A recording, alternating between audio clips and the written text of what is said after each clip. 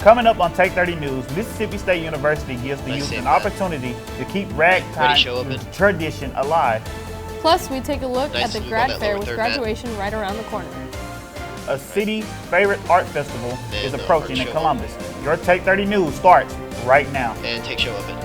Nice job. Right, ready, fade to 2, and 22. Good afternoon, and thanks for joining us today. I'm Rufus Collins. And I'm Phoebe Florian. Staying here on 2. A confirmed EF1 twister was spotted in Southern California.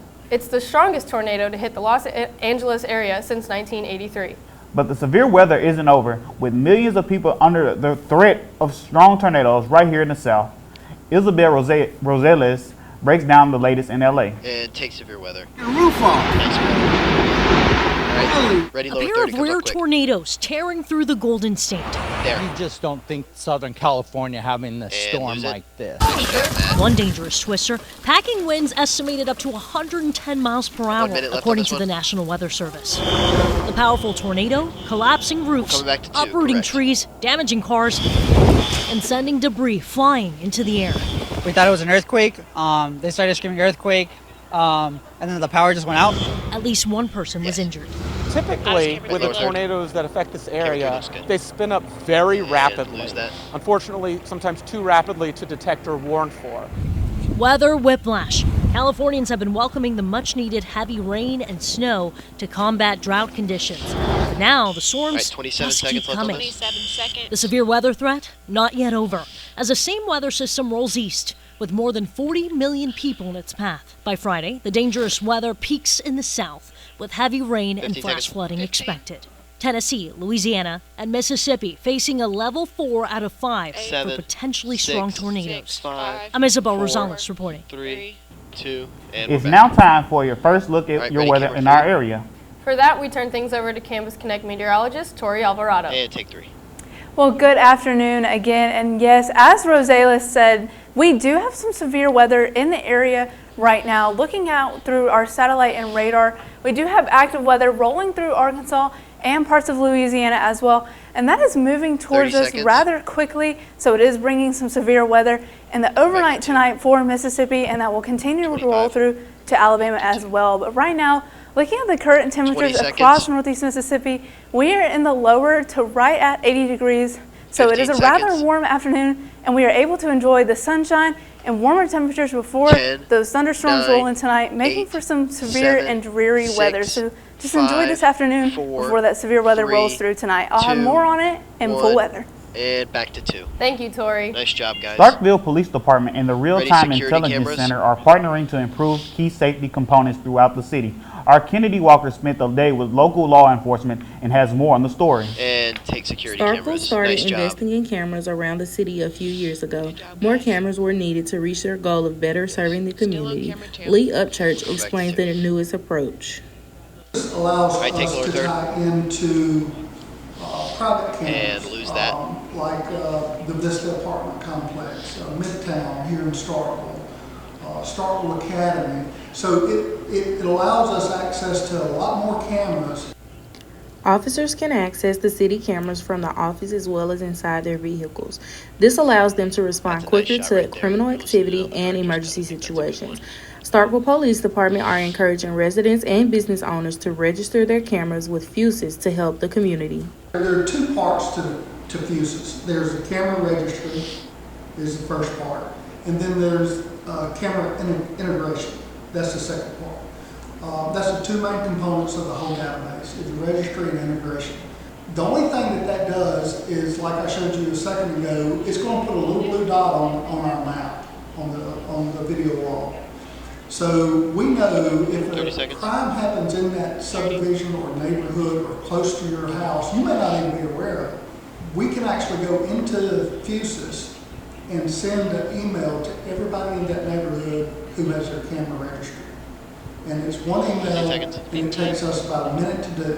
Starkville Police are hopeful that this will help keep down on crime as well as create a safer environment for residents and business owners within the city.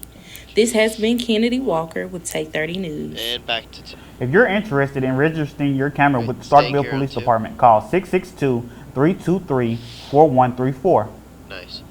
A A police officer in Virginia is out of a job in connection to the deadly shooting of a shoplifting suspect. This week, Fairfax police released the body cam video of the fatal shooting that happened back in February. Megan Clark reports. And take body cams. Get on the ground! Get on the ground!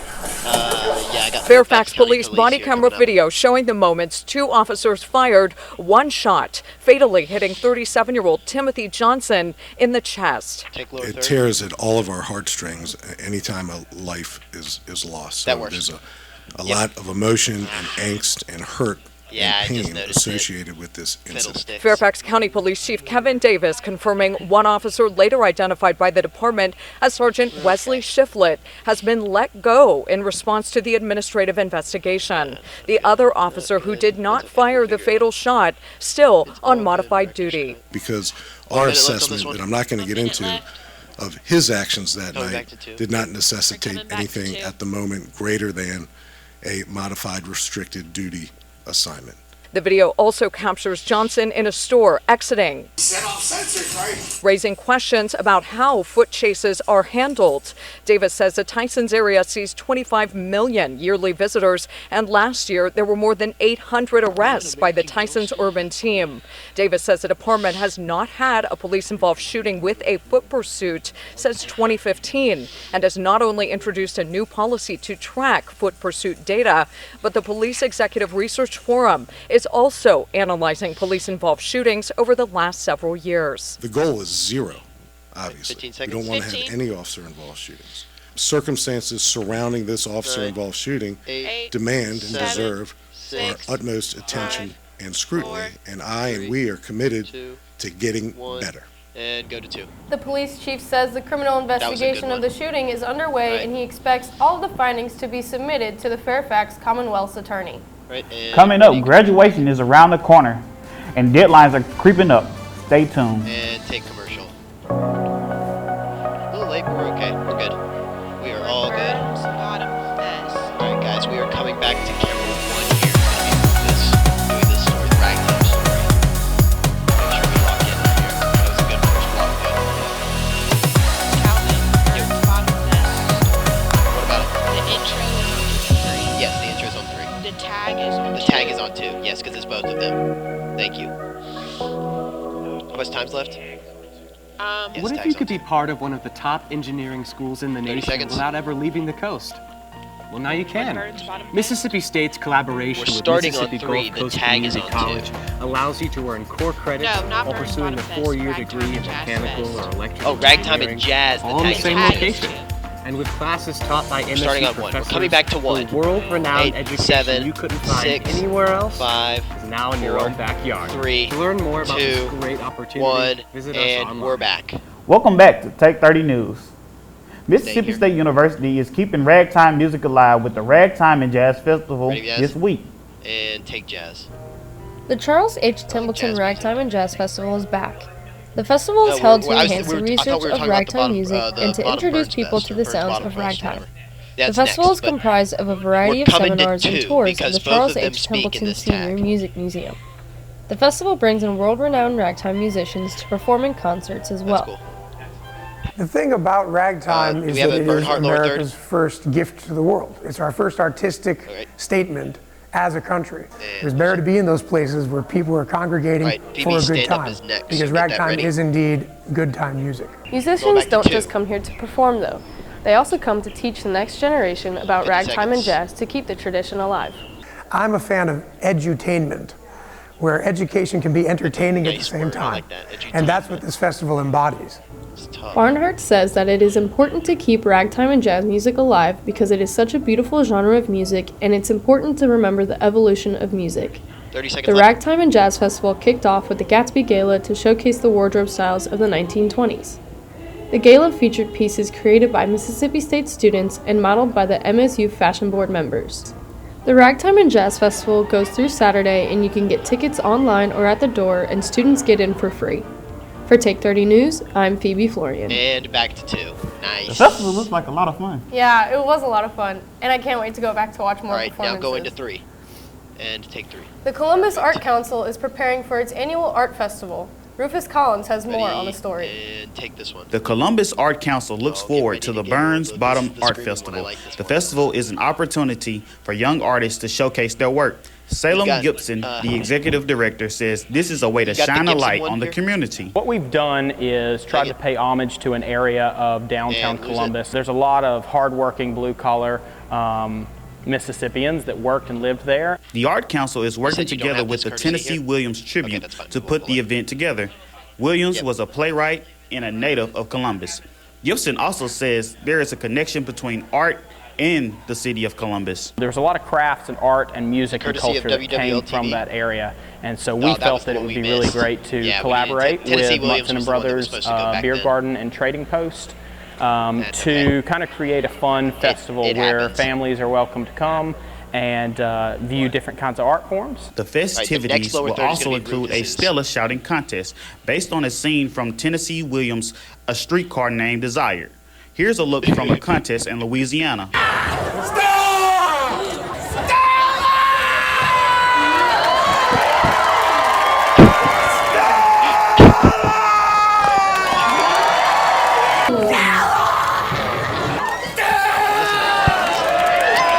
Stella!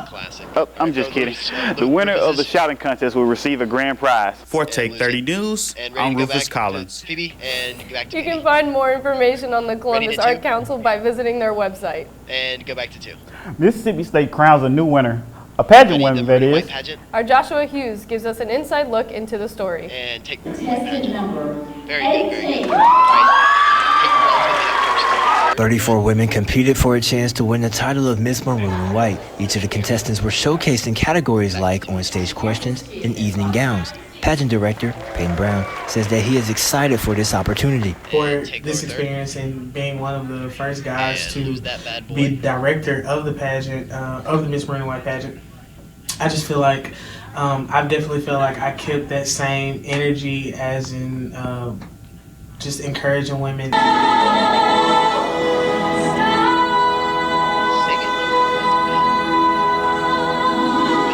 Contestants also represented their hometowns. Chloe Carter says she will benefit from her time competing in this pageant for years to come.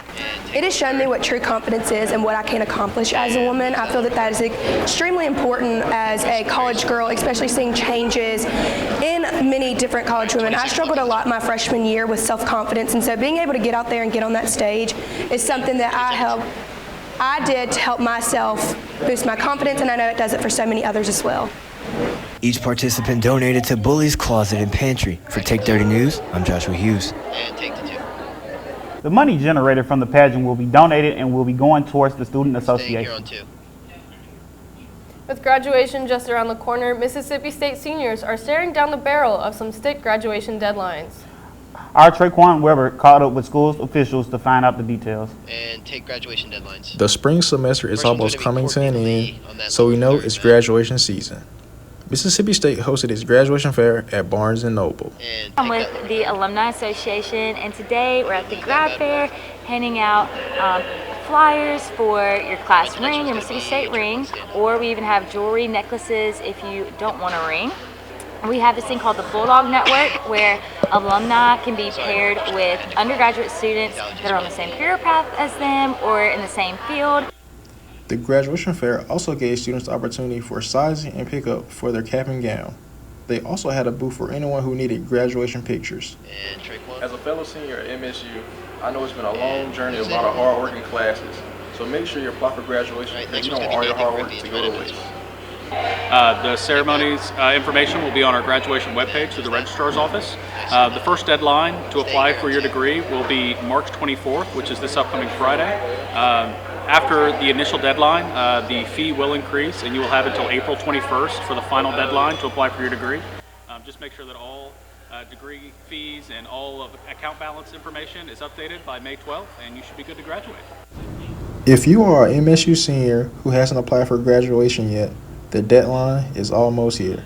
For Take 30 News, I'm TraKwan Weber. And back to 2. So Phoebe, are you excited about graduation? Yes, I'm very excited. I cannot wait. Up here. After the break, Campus Connect meteorologist Tori Alvarado gives us a full look into our weather. And take a break. All right, nice. Performance at the highest level is the objective of every athlete. But what could athletes accomplish if they understood and responded to everything their bodies are telling them?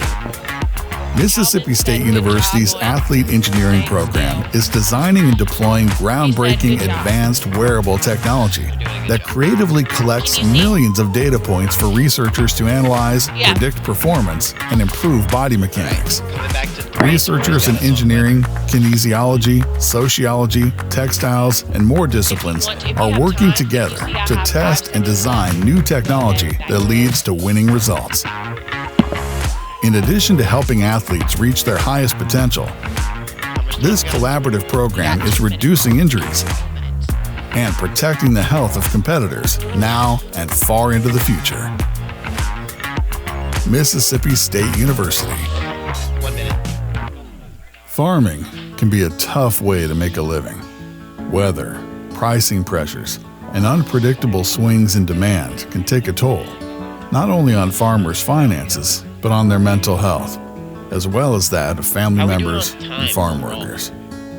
That's why Mississippi State University is spearheading a program to train extension agents to detect the signs of depression, substance abuse, and other stress-related challenges. Everyone has a bad day, of course, but this holistic view of a farmer's circumstances enables MSU representatives to recognize the difference between routine struggles and deeper, more serious issues. It may be a tough conversation, but the sooner it gets started, the sooner farmers can get help to better manage stress and continue the important work of growing the products our world needs. Caring for farms and farmers. Mississippi State University. Welcome back. I'm Campus Connect meteorologist Tori Alvarado, and right now we are enjoying a nice view through our junction camera. We've got those clear skies and temperatures right at 82 degrees.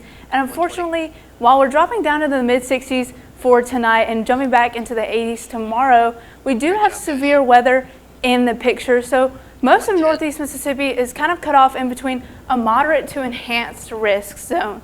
So what does that mean for us in Northeast Mississippi? That means that we have a chance for tornadoes, definitely strong and damaging winds, heavy rain, thunder, and lightning as well. So timing out these storms as we move through. By 6 p.m., those storms will start to enter Northeast Mississippi and will be knocking on the door of Coffeyville and Winona, bringing in heavy rain and damaging winds again as well. By 9 p.m., those storms will be covering all of Northeast Mississippi, but as soon as they move in, they move out. By Saturday in the early afternoon, clear skies will move through all of Northeast Mississippi so we can enjoy some baseball at the Dude again. Clear skies to enjoy. And for Sunday, storms will be moving in back in the afternoon. So remember to remain weather aware this weekend. 20 now, seconds. For this weekend, as we move through to our weekend planner, we can look and enjoy a beautiful weekend of some baseball and some other events going on campus as well. 8, and as we go towards our 7-day, 6, we can enjoy 5, a nice couple of days, 4, and we 3, can expect some 2, rain coming in next week as 1. well. And back to 2. When we come back, we'll preview baseball's matchup with a top-ranked SEC opponent. And talk about the women's basketball team making postseason history. And switch. Sorry, meeting the challenges of a changing world. It's a responsibility we take seriously at Mississippi State University. Today, our outstanding faculty are on the job with a passion that places them among the best in the business. We're launching new classroom models, investing in world-changing research, and providing a college experience that's second to none. Though things may look different, our sights have never been higher. Okay, that's good. Nice move. To be or not to be? That is the question that echoes the walls of the theater department at Mississippi State University. Nurturing the voice and movement of a new generation of dynamic storytellers. An inclusive program welcoming all to a broad course of study in directing, stagecraft, playwriting, and acting. Discover your passion in performance and production with MSU Theater.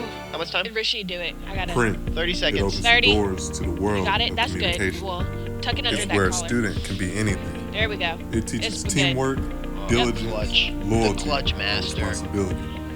At Mississippi State, we are 15 dedicated seconds left. to further 15. the field of journalism. We make sure to tell the story no matter how challenging.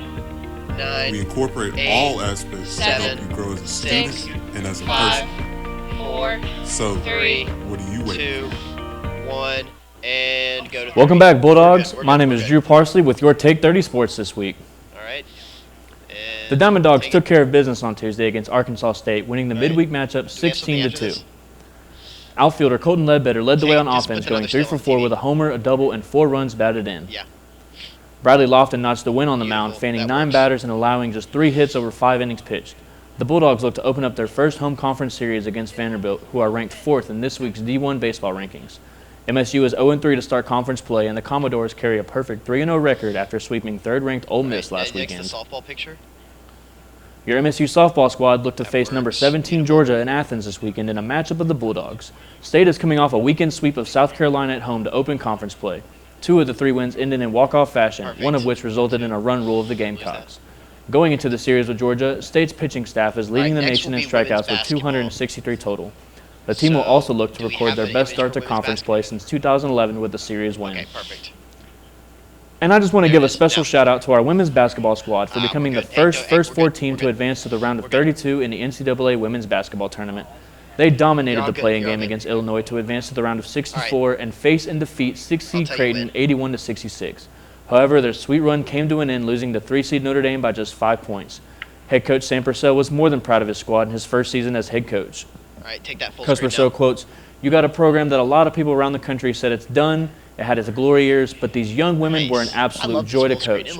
Purcell goes on to say, "For us to make a run, it was just fitting of who we are. We've had bad moments, but we never broke. They laid it on the line and we had a chance at the end. I told them in the locker room I couldn't be more proud to be their head coach. What they did to get this program back, and special things are going to come. Right, this is not just a one-year thing for us. We plan on getting back here." And March Madness now. And finally, there were some big-time Sweet 16 matchups happening last night, in case you missed it. 9 seed Florida Atlantic upset the Volunteers of Tennessee last night, 62-55. The Owls outscored UT last night, 40-28 in the second half, after trailing by 5 at halftime. Marquise Noel led Kansas State to an overtime thriller against Michigan State, winning 98-93. Noel recorded an NCAA tournament record with 19 assists, along with 20 points and 5 steals. And to cap off the Thursday madness, Gonzaga escaped from a back-and-forth matchup with UCLA, 79-76, in a game that came down to the final possessions. Drew Timme was essentially unstoppable with 36 points and 13 boards. Yes, we're coming back to the Sweet 16 continues tonight, starting with San Diego State and top-seeded Alabama at 5:30 Central Time on TBS. And take the 2. Thank you, Drew. When we come back, we'll take a look at the recently awarded Farmer of the Year. And take commercial break. Performance at the highest level is the objective of every athlete. Guys, but what can athletes accomplish if they understood and responded to everything their bodies are telling them? Coming back to camera 3. Mississippi State University's Athlete Engineering program is designing and deploying groundbreaking advanced wearable technology that creatively collects millions of data points for researchers to analyze, predict performance, and improve body mechanics. Researchers in engineering, kinesiology, sociology, textiles, and more disciplines are working together to test and design new technology that leads to winning results. In addition to helping athletes reach their highest potential, this collaborative program is reducing injuries and protecting the health of competitors now and far into the future. 5, 4, 3, Mississippi State University. 1, and we're back. Young professionals are flying high at the Columbus Air Force Base to discuss future opportunities. Reporter Rashid Tatham has more. And take the young professionals. Here at Columbus Air Force Base, dozens of working young professionals gathered to discuss living, professional, and active lifestyle that they can achieve on base. This week marked the 3rd annual Young Professionals visit to the Columbus Air Force Base. So this event was an opportunity for us to partner with Columbus Young Professionals and discuss what we need from the community in order to support the quality of life and enhance the quality of life of airmen here at Columbus Air Force Base. The organization is designed to balance networking and business alongside its commitment to civil duty for the community, to expand their professional network and empower them through their professional development. I think hearing from the community and having my voice be heard as a junior enlisted was very beneficial. I saw a lot of people's heads like turn and like kind of understand from a junior enlisted person's point of view of like what it's like being in Columbus Air Force Base. At the end of the event, the attendees were given the opportunity to expand upon how they would want the base to improve and how they would like to see themselves in the future. These young professionals are hoping that this space could be something worthwhile. Richey Tatum, Take 30 News. And back to 3. We wish the best of luck to everyone who participated and hope you all succeed in whatever you are looking for. And go to 1. There's a new farmer of the year in the Golden Triangle. Our Cody Blaszczak catches up with Mr. Jimmy and has the details. And farmer of the year. Brown, the owner of Prairie Wildlife, a 7,000-acre farm located in West Point, has recently been awarded Farmer of the Year by Quail Forever, sponsored by John Deere, for his and his team's work in wildlife conservation, specifically quail conservation. The farm had originally focused on crops, cattle, and hunting, but has shifted some of its focus towards quail conservation for the past 2 decades. All right, ready, lower So third. what we're trying to do is replicate where we were How does Cameron 70 years ago. And lose it. And now, smaller crop fields. We're good. Nesting area for quail, short color. And we've had some success. Next one's Todd Robinson. So ready, that one? It just takes time to get it done. Mr. Jimmy has sacrificed production on his own farm for the greater good of wildlife. He has been able to use new technology and systematically manage his farm to benefit quail for the future. Coolest thing for me is knowing that Mr. Jimmy puts more work into the property, into conservation for the species of quail to benefit, and that's going to benefit my generation. That's not going to benefit his. We're going back to 2 straight to good A lot night. of his generation's gone. Being 85 and planting trees that are going to take 30 years to grow. Being 85 and planting grass that you have to manage for 3 to 5 years to see a prosper. Throw the courtesy up now. That alone means to me that Mr. Jimmy cares about the future of wildlife. Trying to benefit wildlife, Jimmy Bryan has become a prime example of wildlife conservation and has become a stepping stone for saving wildlife. For Take 30 News, I'm Cody Blaszczak. And go back now. That's all we have for you tonight for Take 30. Good night. All right, and there we go. They still And cut we're us done. off, y'all, but it's okay. Beauty shot, beauty shot. Okay, there we go. Sorry, Yeah, that's on me. So we were All right. 20. We're out though. Good job. But still, good job, y'all.